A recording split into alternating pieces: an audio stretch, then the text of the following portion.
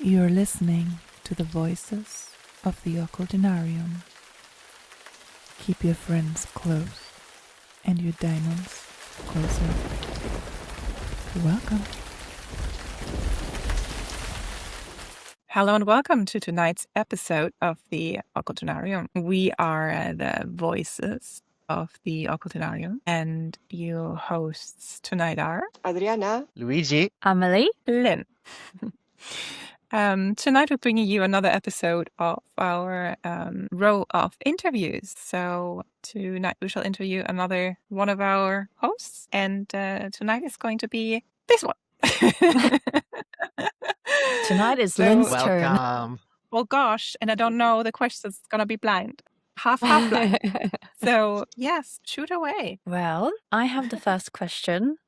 Mhm. And I guess this question is because I know you a little bit as well. So my know. question is, because I know that you are a shamanic soul and shamanic spirit and you're into that. And I was kind of wondering if this is something that you would consider maybe at some point teaching people, like runes and like more about shamanism and your experience and what it actually is and how it can kind of help you in your spirituality. That's a good question. I mean, what I share with Adriana is that we are both Tauruses, and we are supposed to like to teach and be good teachers. And I have been a teacher for things, so it's close to the heart in a sense. But what I like, for me personally, what I find, let's say maybe an obstacle, is because I don't really ever believe that whatever I do is like the one true path or the one true thing. So I can teach things, and I'm open to teaching things. I have given like short, courses, or like, for like drum journeys and journeying and getting like to start with that. How do you do a shaman journey? Like small things like that.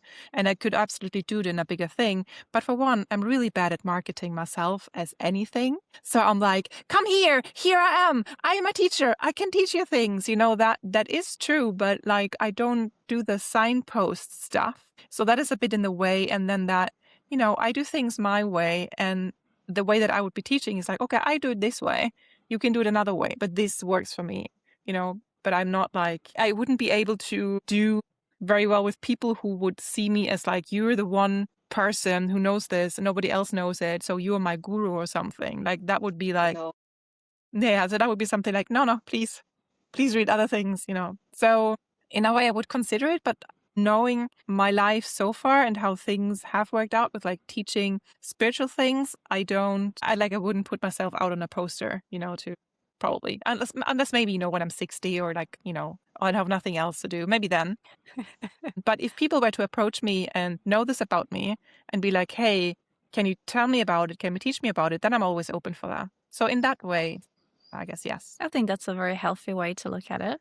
I hope so. Agree.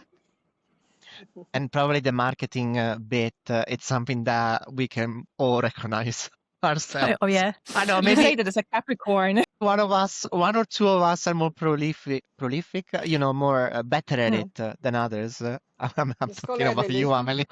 Yeah, the mistress of the web. But that's a topic for another day. My question for you, Lynn. Thank you for answering the first question. Oh, I had it. Okay, so basically, feel free to give, depending on what you feel comfortable sharing, feel free to give one or two or even three examples. Your choice is yours.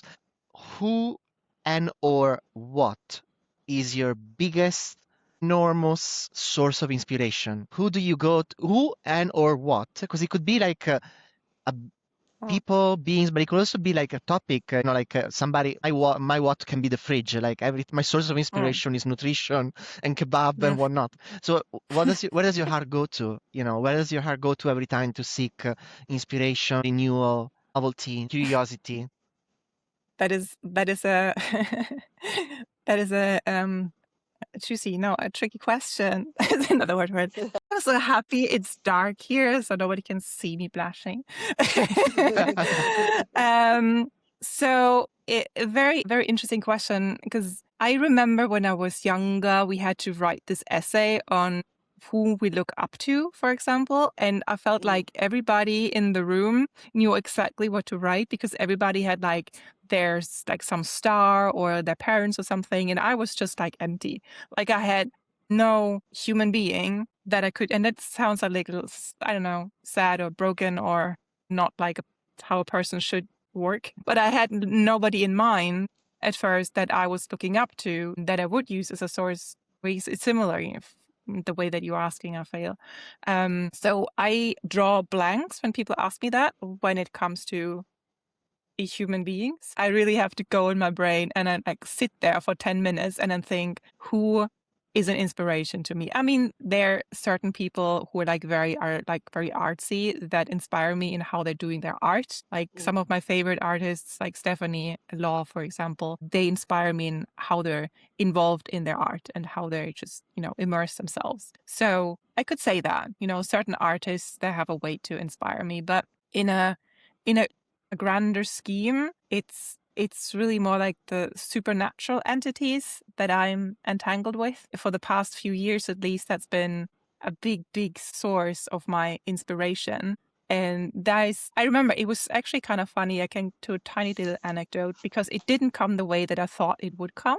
I had a few years ago, because I had like a big, like, I'm a writer, right? And I had a huge writer block that I've been having for many, many years. And I've tried, to put it like into rituals and try to like go to some guardians or guides that I knew back then, or just ask who can help me with this. And it stayed stuck.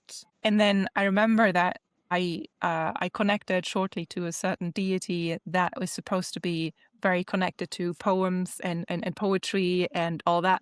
And I was like, maybe that one can help me, but I don't trust him, still don't trust that one. So that didn't happen. And then boom, boom, boom, things happened. And then my major guardian now is constantly, or most of the time, triggering me into writing, like, I don't know how many thousands of words I've written since that started, that I realized that he triggers a lot of that. So that is, to be very, very, very honest, that is my major source of inspiration as a being. Otherwise it's experiences I have. That is obviously a big inspiration. But you said specifically beings or people for that. Woo woo! It got woo woo right from the start. Thank you for the question. No, that's very powerful. Thank you. And obviously, we know a bit about who you're referring to, but maybe something that can be explored if it needs to be explored at another time. So thank you for that. Thank you for Yeah, thank you. opening up so much. Yeah. I'm like, oh, this is a scary question. Let's go. You gotta face Keep you the on your scary toes. stuff. It's just like, Okay. you go. It's like, oh. Maybe I'll Okay. go into journalism going forward. Yeah. Okay. Too realistic. My dear Lynn, do you think that accepting your belief and spirituality is helping you? And if it's so, what is helping towards to? What do you want? No. What is the thing that you feel that is taking you this spiritual path of yours? Yes. So first of all, definitely, like, there's several spiritual paths, I guess you could say that I'm on or have been on or whatnot, but it's definitely helped me. I mean, it was the biggest thing that has helped me in my life. And when I was a really dark period and I was going through what people call the shaman death, it was the shamanic way that helped me through it. I mean, and everything that I do that is spiritual, I'm so interwoven. I feel like I'm so interwoven with it now. Although sometimes I'm still thinking like I'm not interwoven with it enough, like when just daily life hits you and, there's phases where I'm just like, it doesn't seem to be that active or that there, if you know what I mean. Like I get flushed out of it. But in general, like all the paths, all the spirituality, the things that I'm doing, that helps me, I would say, sustain myself. I'm I'm answering very intuitively right now, but it helps me sustain myself, whatever that is, again, right? And it helps me stay true to whatever I feel is truthful. And it helps me, I'm not sure we're supposed to hold on to anything. We're probably not, depends on which path you're going. But it helps me hold on or anchor myself in something, and it also propels me forwards, because it's through that I learn most about myself and about what I perceive as reality and so on, that I learn through the spiritual paths and the spiritual teachings that I receive rather. So I feel that is evolvement and development, and like you might say, evolution. That's what I get through my spiritual paths. So it helps me evolve, it helps me learn, it helps me reflect, it helps me see things that I haven't seen before about my own nature as well. So I guess that's what I would say. That's lovely. Thank you. So Yeah, yes, so you find that is useful for you and is taking you towards something that you don't know yet what it is, but is in the right path. It feels, when it feels right, yes. So it's pushing me towards, yes, definitely. Trust our feelings. Trust your feelings. My next question is, and I find it might be not extremely interesting, but I find it very interesting, because I was thinking like tarot, our tarot practice. Like, where would you like to be in, let's say, around like a year's time in your tarot practice? Oh yeah, that's the marketing thing again, because I would like to be the famous Oslo tarot witch, reads tarot every weekend or something. I mean, I don't necessarily have to be that in a year, but I would kind of like to. I would like it, but I'm not taking the practical steps to get there because I'm not connecting with people. I don't know any people, and everybody here is just so. Oslo is people are very closed off, and if you don't have people, like if you don't know people, you're not getting anywhere. So it's like I'm making progress with knowing people, with some of the friends that I am active with, and I have had the chance last year to actually participate in a kind of a half spiritual, half like a music kind of festival where I was invited to, practice like healing or tarot. And I was like, oh yeah, I'll do tarot because I was most comfortable with that and wanted to challenge myself to read for people that I don't know, face to face, like I would in any practice. I read for friends and people I know, like so often, but complete strangers, right? So I got my foot in there, and I feel that if I just do this more often and I have more such opportunities, I will grab all the opportunities I get, and then I will just be very famous in like 5 years' time. It's moonwingstarot.com, Moonwings, or on Instagram. I just wanted to know, like, do you want to read more for other people, or if it was because that there wasn't enough things going on where you are, maybe we have to take it onto the internet as well, Totally. That's I really do want to, because but also see, like, logically there's so much going on in my life, and I'm a person who needs a lot of like own space. So it really has to just happen when I, with it, because I do so much. I have so many projects, and so many both extrovert and introvert projects. So I wouldn't do it as like a main thing, because I have like a job that I like very much, and that is like 100% like full-time, stuff. So I wouldn't want to have clients every day, it would be a bit, but something.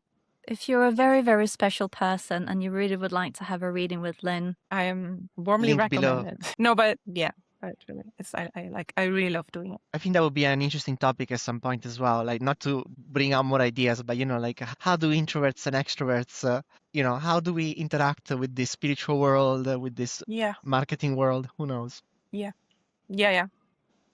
But thank you. My question for you now, Lynn, it's a bit controversial. So hopefully we don't lose any, depending on the answer, hopefully we don't lose any subscribers or something, or we don't get blocked, or who knows. But basically, I don't fully know. This is the problem with my questions. I don't fully know. I know what I want to ask, but I don't know how to formulate it. If it's a tarot question, fine. But when it comes to like exploring other people, it's a bit more nuanced. So if you had the opportunity to shape the world, if to your own preference, and I'm talking about, like, how is it run, the education system, the employment system, and whatever other system you can think of. No judgment. This is a safe space, hopefully. I know we have the internet, but how be controversial, please. So much judgment. Lynn run the world? What will Lynn's world be run like? In as much Wow. detail as you can provide us. Oh my goodness. Okay, so first of all, I'm not a political person, I would say whatsoever. So I'm not involved with general politics, and I do not know very well how the systems work. What I do feel and experience is the systems do not work for the small people whatsoever. So first of all, I do not want to run the world. I don't. But I will gladly support people who do. And first of all, losing subscribers? No, because we're a spiritual channel, so all the subscribers, matriarchy now, or at least down with the patriarchy. That's the first thing. Patriarchy is not, okay, my opinion, you asked for my opinion. Patriarchy is not doing anybody any good, not men, not women, not any person in the world. It's all built on dominance, and it's all built on power structure, and it's all built on suffocating what people really want, what people really are, and so on and so on. Down with that stuff. I don't know if it's ever going to be that matriarchy actually comes back, because we had it, and we've had it for many thousands of years. And the rulership of matriarchy has, in the broader sense and in the longest sense, been nourishing, nurturing. There have been much less wars, very little of that. It's been all more about supporting each other and nourishing each other. And that is what we all can see in the world that is lacking. So I don't know if that ever would come back, or if you get something completely new, like if you go into Thelema, right, the believing we're getting something else, and that might be the robotic revolution. We don't know, right? but we definitely need a change in how it's run, because people are suffering, and it's only the top 1% of all people on the planet who are having fun. Or, I mean, we can have fun on the small scale, right? But it's the people in power who are keeping the power and who are keeping the world run. And I mean, we can also say it's all just a game and doesn't matter, right? But that's not was not the question. And down with the giants and raise up the people. That's what I'm saying. Nourishing, be nice to each other, be kind, forget about wars. In my ideal world, also, there would be a lot less human beings living. So there we go. More nature, but, more nature. And there would be a promotion of animism, having more respect for things that are alive, being more open to what actually is seen as alive, communicating more with everything. Not talking, but communicating. There's a difference. Yeah, relearning that. Yeah, connecting back to ourselves, or, our surroundings, nature, the earth, world. I'm not saying like nature, like, oh, we're flying, we're running through the flowers of the fields and all that. I mean, that is great too, but really just our core. We are connected to so much, and we start continuously being bombarded by so many superficial things that don't care, so many things that the ones up there, the 1%, make us believe is important, and we're losing our heads over it, and we're losing our life force over it. Like, people say that time is money, but time is not money. I don't remember who said it. I'm quoting somebody, I don't remember who is. But he said, time is not money. Time is your life. Literally, the time you spend in a job that you don't like, that is the time of your life that you're giving to something that doesn't deserve it. Yeah. So a lot to that's take in, but that's a world that I would sign up to. As far as you described it, I would be like, yeah, I would welcome that world. I would welcome that world. And I think the best way to summarize, correct me if I'm wrong. So yeah, a return of the matriarchy versus the patriarchy, and an elevation of people, an elevation through kindness and mutual respect and mutual nurturing, but also a observation and devotion and love for nature, for the earth, and for everything that is alive. Wouldn't that be wonderful? Someday. It's coming. It might be coming. Might be coming. Yeah. Thank you. Thank you for answering that. I guess my next question is very close to what you've been talking about, because next question is like, what is your worldview? And it goes really hand in hand there. Yeah. Well, yes and no, because that is kind of my ideal way of how the world would be run. My worldview, I'm seeing a bit of a different angle. It's like how so because here now I'm going a bit more like with the shaman eyes again. So obviously I have no idea how the world or reality and all that actually works. I do not know, right? but what I tend to, or what I tend towards, and also like with my spiritual practice, so what I think sometimes is true. Well, first of all, it's like a lot of things could be true at the same time, but I experience that, or what I think, that the world as we see it, what we call the real world, is like one thing, and then we have over or underlying versions of that. Like, say, for example, a blueprint, like a blueprint of this world, which is the exact same, but it's, say, more magical.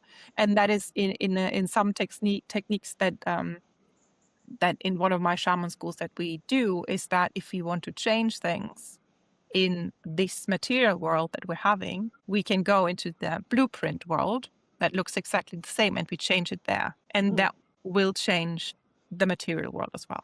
Small magic trick here for everybody. So the blueprint thing. But then I also feel like there's other kinds of worlds or layers that we do not, as we normal people, or if you go with our eyes closed or whatever, do not perceive or do not see so often, but runs in a sense parallel to ours, I think, is where all these beings that we can communicate with, some of us, where they reside. And whether, whether space is actually existing, space and time, I don't know. Whether, say, if this is the earth, right, and then the parallel is also here, or it's just everything is the same. I mean, I don't know, right? But like when I step into a different reality, it could be different things. Like there's so many worlds, because again, right? So many worlds that I could step into. One, like just the blueprint thing, but that is not always so interesting. Or then different worlds where different beings reside. And then I suppose there's also a layer where you can access your own development or your own soul's development. So say like past lives, for example, like stuff like that. And these might all be like kind of parallel things that run at the same time. But again, I think that time is a concept that we don't really understand, or it's weird. Yes, yeah. I think you were talking. I hope that answered. So you were talking It's about quantum jumping, and so that is fascinating. Yeah. And I think that it's very is quantum. Amazing, and that they'll be able to trigger things in other parallels, and be able to bring that experience towards these realities in order to trigger the changes. And I found that fascinating, and I wish, I would be there yet, but still more to do. So, yeah, I think, Lynn, we all have like parallel, very similar things in our lives, and that is making, realize now that we hear from somebody else that we are in a similar path, or, we have similar experiences. So it's evident, that the spirituality have helped you and have give you a little bit more sense of integrity and honesty to your own self. Where do you find yourself now in your path of self-realization? Do you know who you are or what you are? Yes and no. So I have a very good sense of myself.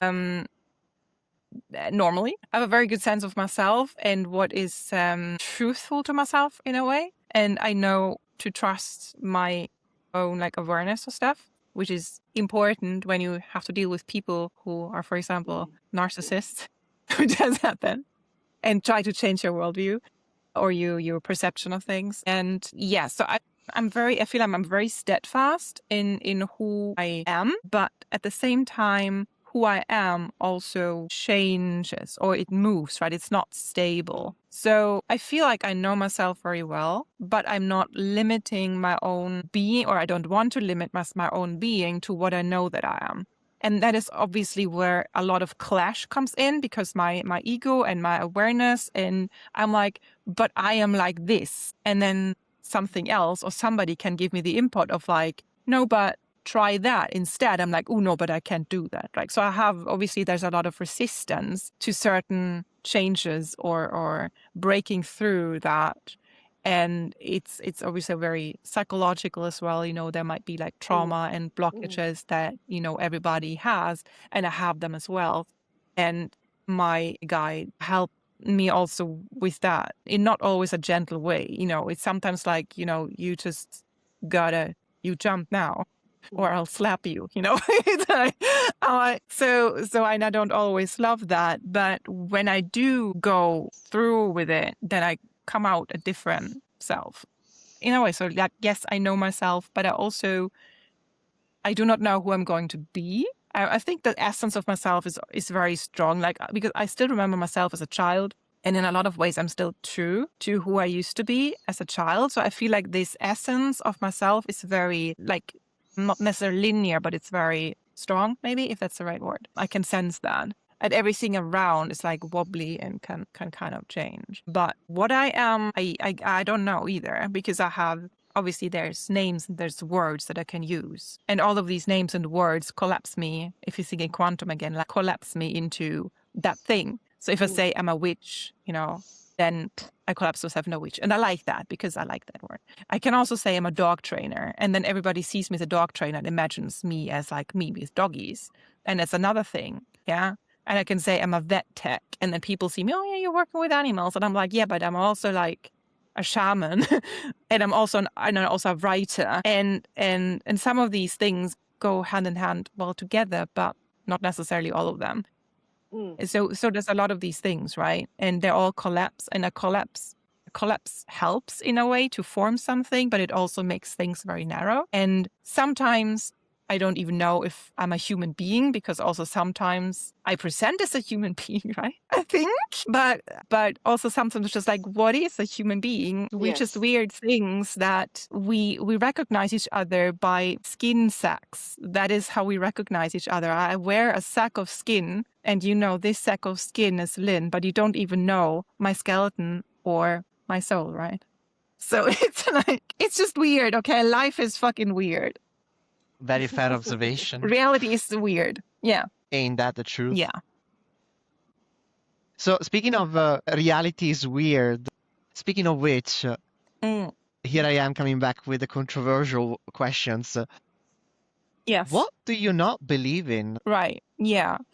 Because we always talk about what we believe in and so on. So what do we not believe in? It's the same that I do not. It's on, or the other side of the coin, right? Or when I say that I don't think that only one thing is true, like maybe everything can be true at the same time. But I have a tendency towards believing something to be more true than another thing. And the things that I, as myself right now, do not really believe in. And now I'm going just into like the woo-woo spiritual, not necessarily. I don't believe in the power structure, and I don't believe that, it's not, I'm not talking about that. I'm talking about the spiritual stuff or whatever. So I don't believe in black and white things, really.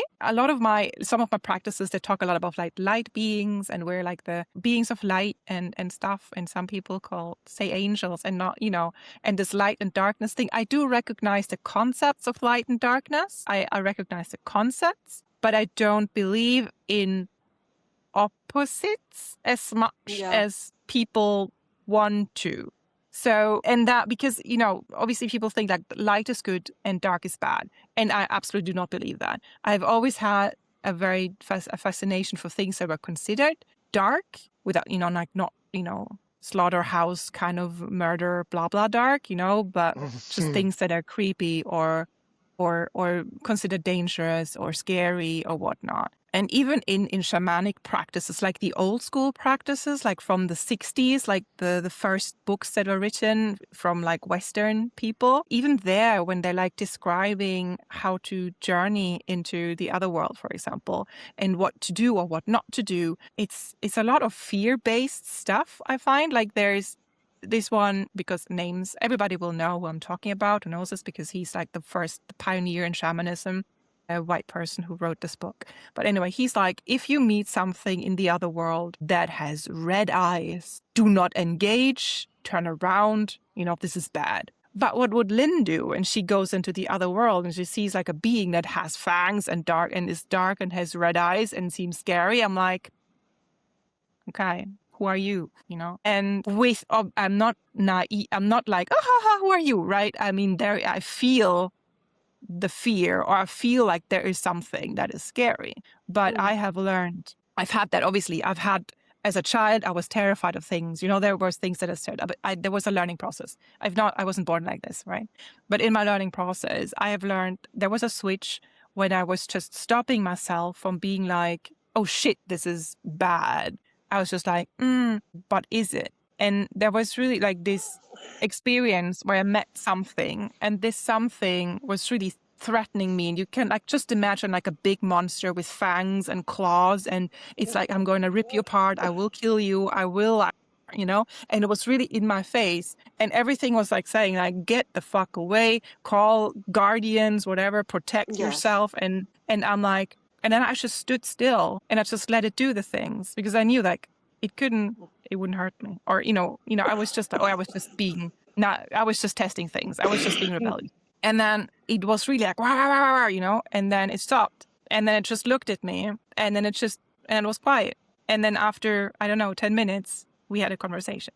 And that is ever since then, but that is how I approach things, beings that seem scary. Like I have learned it. That is, so, I walk on the dark path means for me that I am not, or like the chaos witch part in me means also that I do not believe in this dark is bad and blah blah blah blah. I engage with things on a polite, respectful way, and I can get slapped on the wrist, it might happen, but so far the beings that I have encountered, even those that were scary, if or whatever, do not try this at home, kids, but if you are polite and respectful, and if you're secure in your practice, if you're secure in yourself, like if I had done this as a 10-year-old person, I would not have worked. I think I would have been poor. But if you're strong in your practice, and you feel protected, and without having to put up shields or whatever, it's like just engage on a respectful level. And even folktales tell you that, although folktales also mean to scare you, right? But it's, for example, with the Fae, do not be impolite to the Fae, because they're gonna fuck you up. And this whole idea is that you treat other beings, especially or otherworldly beings, with respect, and also I feel like because we as human beings, we have this tendency to, or we, especially in the Abrahamic traditions, I feel we have learned Abrahamic / patriarchic, that we have to dominate. We are the best. We are the superior. We are the supreme. Like this whole thing, I don't buy in that. I don't believe in that. That is more like the animist, that we are part of a network. We're part of something. We are not bigger or smaller, like not less or more important than an ant, and people will not like this, right? But like that, everything has, its part. And like that, if you communicate with something, to be humble, but not humble. Also, I feel not like humble, like, oh, I'm so small and whoo, just stand in your power and stand in what you are, but recognize the other as something that is at the very least on the same level. Although I always feel like I'm on a much lower level with anything otherworldly. So I'm like, oh, I'm there. I know I'm standing my power, but I'm just a tiny human being. So in front of you, I'm basically nothing. With that that is my approach in a way, if that makes sense. It does. It was a very rich answer. I don't want to add more ingredients to the soup, but I think because you touch base on the light and shadow, good and evil, and so forth, it would be interesting, maybe not now, but it will be interesting in the future to discuss how these principles affect storytelling, for instance, and the media. Only because when you spoke about it, it made me think of the Lord of the Rings, but we can talk about it in another time. I just wanted to vocalize it so that I remember it, and hopefully if I forget it, maybe you guys will remember it, but I'll write it down. But yeah, thank you. That was a very rich, thank you, very organized, proper Taurus. But that was a very rich journey down what you do not believe in, and I will take note of it today. I have the last question. Lynn, when I hear you talking about this process and how you relate to other entities and beings, is that your shamanic path, and how it has changed you and how to interact? How is your shamanic path? What is the thing that you have found in yourself that has changed you? It has changed everything. So all the what do you say? So basically, it was really the big trigger points in my life, in my spiritual experience was triggered, or not rather triggered, but I don't know what the word is, but if you light something on fire, you pour gasoline on it, and then you put the fire, and then happens, or the snowball effect. Or if you go into the ice, the snowball stuff that happened when I started my journey on the shamanic path, which I was thrown into out of necessity, because otherwise I would have died. I would have not survived. How long have you been a shamanic? Since 2011. Okay. So 15 years. Yeah, so 15 years. And I've always been interested in the spiritual, and I've, pursued or tried to pursue it. But I've never been like, I've never been like a Wiccan kind of, making potions, or I've been a pagan before I was a shaman. So yeah, I was like interacting with deities. I did that to a certain degree, but never as strongly as when I learned how to, basically. I mean, on a very practical level, what it did is it changed my entire worldview, because before it, I knew of certain things and people talk about it, and, shaman and nana and other worlds and do.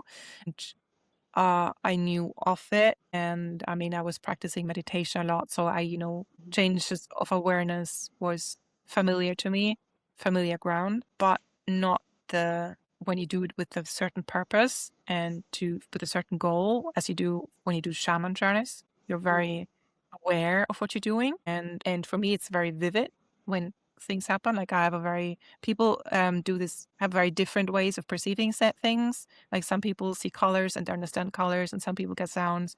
And I'm very, very strongly visual, so I see things in extreme detail. Also when I sleep. So anyway, I can see the grains of sand, or I can touch the walls and I feel the wood and stuff in my dreams.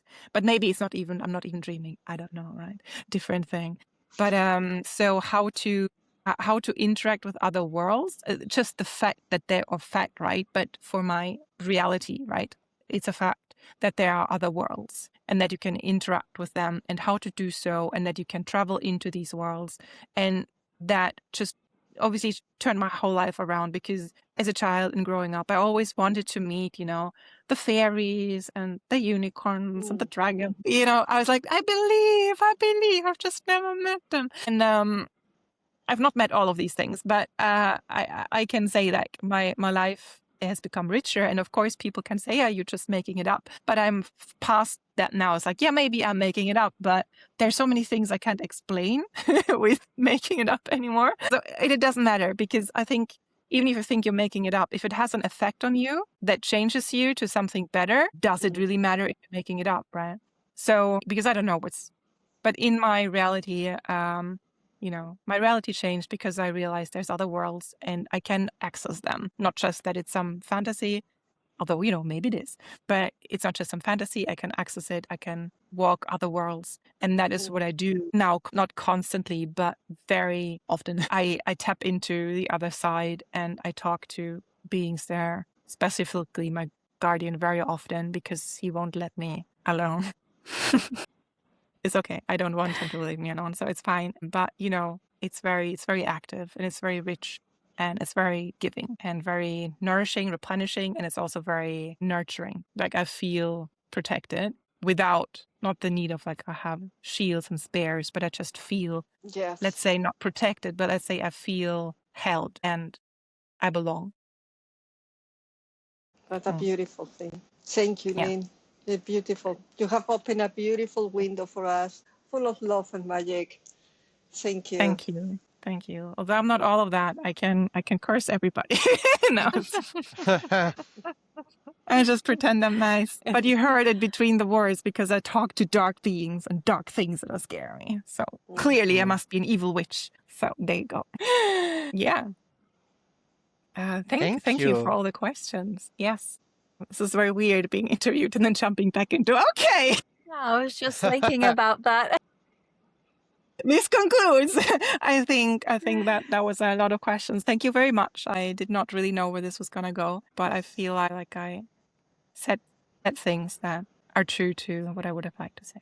So I thank think you, this is the beauty. Good. I think this is the beauty of our episodes in general, because maybe we're kind of winging it in a way, but that's the beauty of it, because you get like the true answer on the spot kind of thing. Yeah, you rather put than people on something the that is spot. rehearsed. Yeah. Yeah, so it's just very real and honest. And I like that. Okay, people, The power so of put the the Occcultinarium. likes, like Yes. us, please. Put the likes. Like, comment And if you below. don't like it, don't say anything. Oh, it's fine. Just put on a Move scale from forward. 0 to 100 how crazy you think I am. I will like everything that's above the 50% back. Yeah, like, comment, subscribe, and well, you can check me out on Moonwings Tarot on Instagram and other places as a starter. Or if you want to collapse me into the writer, then that is Lynn Writes on WordPress and on Blue Sky. Love you. Thank you Here for we go tonight's again. episode. Here we go again. I love and light and darkness. Well, good night. And buy us a coffee. Blessings to You can all. also buy us a coffee if you like us just a little bit. You know, it's $1 or $2 or whatnot. Throw it in there if you want. It's an option. £1 Bless or and- £2, please. Yes, exactly. Or euros. Euros, whatever. Okay. Bye. Good night. Good night, everybody. Good Blessed night. be. Bye. We are the voices of the Occultinarium. Welcome to the rabbit holes.